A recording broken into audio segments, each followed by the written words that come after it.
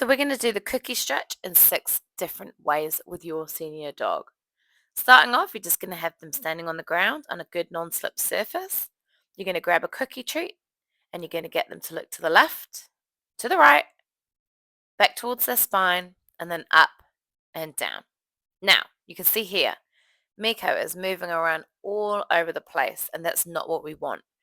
We want them to be standing in a nice square position so that you can actually see their flexibility instead of them moving all over the show. So we're going to try this time, second round. We've got a little platform. This platform's been made just a little bit bigger than Miko, but you can do this on anything at home, something that's just a different texture to what you're using, a book, a step, anything. This should help him understand where his feet are. So we're encouraging him not to move by keeping them all on the same texture.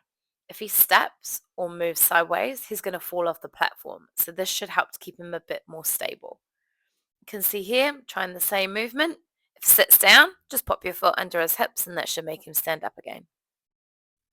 He still moves around a little bit here, so I'm going to try something a little bit different. This time, I'm going to sit down next to him. I'm going to hold my hands under his hips. This should stop him moving side to side and keep him standing up.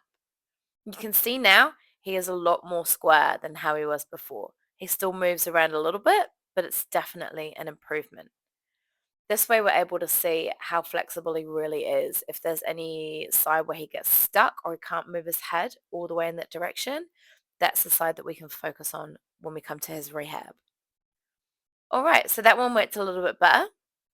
Let's try something else. This time we're going to ditch the step and we're going to go into what I think is Miko's favorite. He's trained to say middle and stand in between my legs. By using your legs as a barrier, this is going to stop him moving around as much. You can see he starts here by moving those back legs.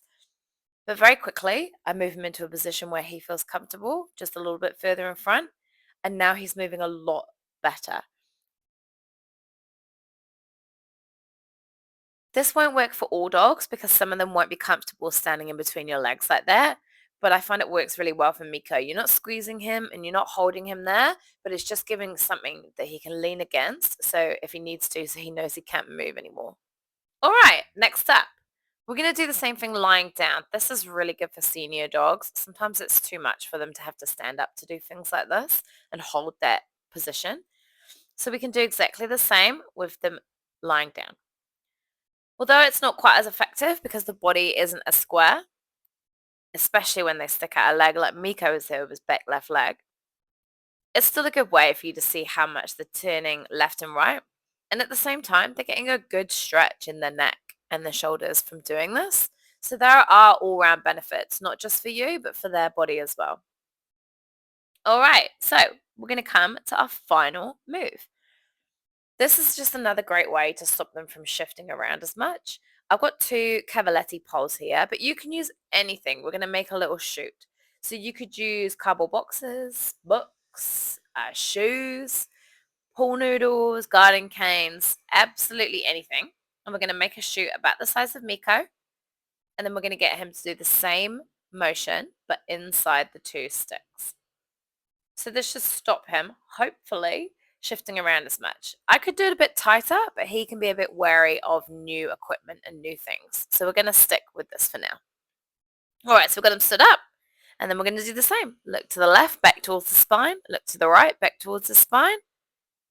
And then we're going to look up towards me and down towards his chest. So give those a try. Let me know which one works best for your dog. If you want to see the benefits of the cookie stretch, I'll pop a link into the video.